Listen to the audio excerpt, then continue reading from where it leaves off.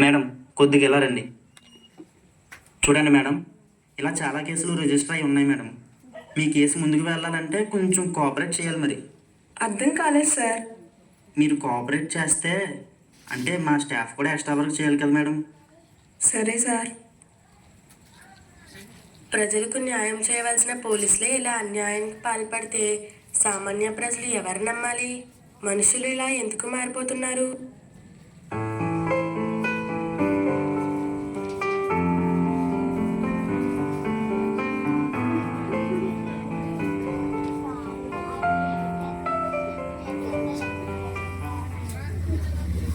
Hello friends, welcome back to our channel. ఈరోజు మనం 100 మంది పేదవాళ్ళకు సహాయం చేయబోతున్నాం. ఒక పెద్ద వ్యక్తి ఇక్కడ కూర్చున్నారు. ఆయన పరిస్థితి ఏంటో తెలుసుకుందాం, పదండి. తాతగారు, మీరు ఎప్పుడు భోజనం చేశారు? నేను భోజనం చేసి 2 రోజులు అవుతుంది బాబు. అవును తాతగారు, ఇలాంటివి విన్నప్పుడు మనకు చాలా బాధ కలుగుతుంది. ఇలా చాలామంది ఉన్నారు, వాళ్ళందరికీ మనం వంతు సహాయం చేద్దాం. ఇప్పుడు తాతగారికి భోజనాన్ని ఇద్దాం. ఇది తీసుకోండి తాతగారు. దేవుడు నిన్ను చల్లగా చూడాలి బాబు. ఇక వేరే వ్యక్తి దగ్గరికి వెళ్దాం, పదండి. కట్. ఓకే, ఆఫ్ అయిందా? ఓకే బ్రో, కెమెరా ఆఫ్ అయిపోయింది. సరే. తాతగారు ఏం చేస్తున్నారు? ఆకలిగా ఉంది బాబు, అందుకే. భలేంటోలే, అది ఎలా ఇవ్వండి. ఈ భోజనం ఇంకా 100 మందికి ఇవ్వాలి. ఇదిగోండి, ఈ యాపిల్ తీసుకొని తినండి. ఈ రోజుకి చదువుకోండి. మంచి చేయడం ముఖ్యమా లేదంటే మంచివాడుగా నటించడం ముఖ్యమా? కెమెరా ముందు ఒకలా, కెమెరా వెనక ఇంకొకలా. మనుషులు ఎలా ఎందుకు మారిపోతున్నారు?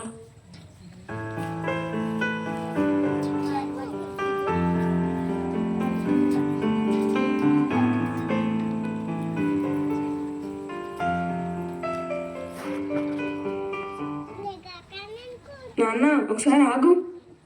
అమ్మా, నువ్వు ఇక్కడికి వచ్చేసావేంటి? నువ్వు టిఫిన్ తినలేదు కదరా నాన్న, అందుకే టిఫిన్ బాక్స్ తెచ్చాను. అమ్మా, నేను చిన్నపిల్లని కాదు. ప్రతిసారి నా వెనక వచ్చి విసిగించుకో. నీ ఆరోగ్యం కోసమే కదా నాన్న. అయినా నువ్వు ఇక్కడ వరకు వచ్చేయాలమ్మా. నా విషయంలో తల దూర్చొద్దు. నేను ఎవరు తింటానులే. అలా అంటావేంట్రా నాన్న, నీకోసమే కదా కష్టపడుతున్నాను. నేను కష్టపడమని చెప్పానా?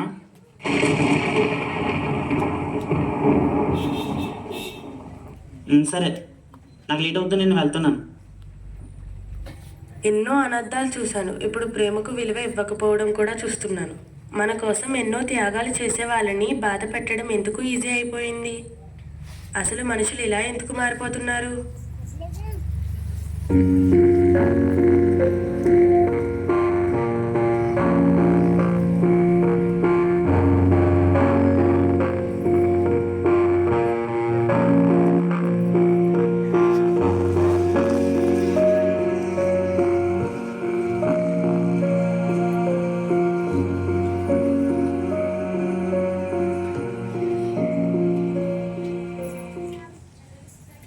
వచ్చేసావా అమ్మా? ఏంటి అంత డల్గా ఉన్నావు? ఏమైంది? ఈరోజు కొన్ని విషయాలు చూశానమ్మా. ఏమిటవి? న్యాయం చేయవలసిన పోలీసు లంచం తీసుకుంటున్నారు. ఇంకొందరు పేరు కోసం మంచివారుగా నటిస్తున్నారు. మరికొందరు తమ కోసం కష్టపడే తన తల్లినే బాధపెడుతున్నారు. నేను చూసినవి కొన్ని మాత్రమే, కానీ బయట మోసాలు, అన్యాయాలు, హింసలు, రేపులు, చీటింగ్లు, కుటుంబ గొడవలు ఇలా చాలా జరుగుతున్నాయి. అసలు మనుషులు ఇలా ఎందుకు మారిపోతున్నారమ్మా? మనిషి చట్టాన్ని మోసం చేయగలడు, ప్రజల్ని మోసం చేయగలడు, కుటుంబాన్ని మోసం చేయగలడు, కానీ తమ మనస్సాక్షిని, ముఖ్యంగా మనల్ని సృష్టించిన ఆ సృష్టికర్తని మోసం చేయలేడు. అర్థం కాలేదమ్మా. అయితే శ్రద్ధగా విను. మనిషి తమ పనులకు ఎవరికీ సమాధానం చెప్పనవసరం లేదు అని అనుకున్నప్పుడు చెడు మొదలవుతుంది. ఎవరూ చూడట్లేదు కదా అనుకున్నప్పుడు ఇలా మోసాలు, అన్యాయాలు, అక్రమాలు జరుగుతూ ఉంటాయి. వీటంతటికీ సమాధానం ఒక్కచోటే దొరుకుతుంది. ఎక్కడ దొరుకుతుందమ్మా? మన ధార్మిక శాస్త్రాలైన భగవద్గీత, బైబిల్, ఖురాన్ శాస్త్రాల్లో దొరుకుతాయి. భగవద్గీతలో దేవుడు సమస్త జీవుల హృదయాల్లో ఉన్నాడు అని చెప్పబడింది. 18వ అధ్యాయం 61వ శ్లోకం. బైబిల్లో దాచబడినది ఏదీ బయటకు రాకుండా ఉండదు.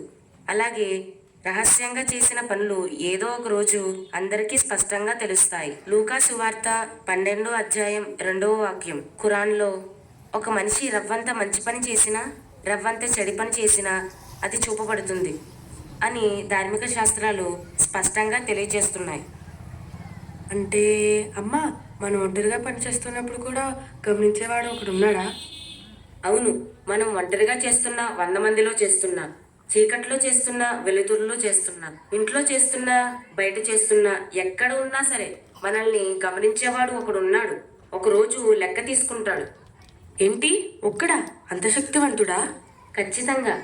ఒక బిల్డింగ్ చూసి ఎంత బాగా నిర్మించారో అని ఆశ్చర్యపోతున్నామే, మరి ఈ ఆకాశాన్ని, దాని కింద ఉండే నేలను, దాని మీద నివసించే పక్షులు, చెట్లు, జంతువులు, మనుషులు, పైకి చూడగానే కనిపించే నక్షత్రాలు, వాటి సమూహం, ఇంత పెద్ద విశ్వాన్ని నడిపిస్తున్న సృష్టికర్త ఇంకెంత శక్తివంతుడై ఉండాలి?